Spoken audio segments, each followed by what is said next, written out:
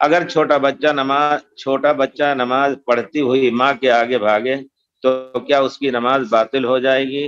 نیز اگر بچہ بہت زیادہ روئے تو کیا ماں فرض نماز توڑ سکتی ہے؟ مصلی کے سامنے سے گزرنا جو ہے، پیارے رسول نے گزرنے والے پر بھی گناہ رکھا ہے، اور مصلی کے لیے حکم دیا ہے کہ سترہ رکھ لیں۔ اب ایک بچہ ہے، اگر آگے پیچھے دوڑتا رہتا ہے تو بچے کی کیا حیثیت ہے؟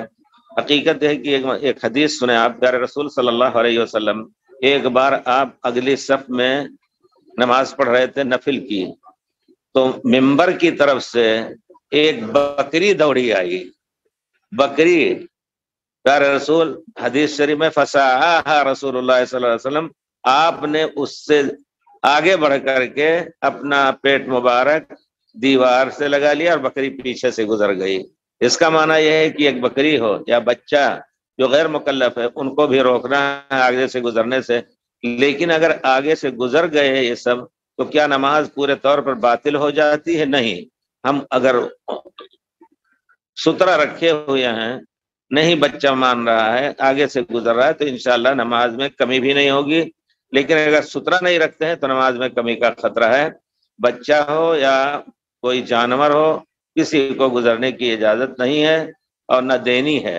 اس وجہ سے کہا جائے گا کہ بچہ بھی، اگر بچے کو لا رہے ہیں تو بچوں کو سکھائیں، بیٹھ جائیں بچے، یا بچوں کو گود میں لے کر کے پڑھیں، اور جب رکوع سجدے میں جائیں تو اپنے پاس بیٹھا لیں، بچہ دوڑے نا۔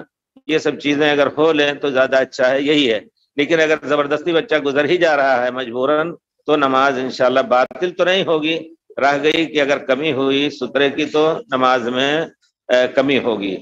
نیز اگر بچہ بہت زیادہ روئے تو کیا ماں فرض نماز توڑ سکتی؟ جی ہاں، کیونکہ نماز کے لیے خشوع اور خضوع ہونا چاہیے۔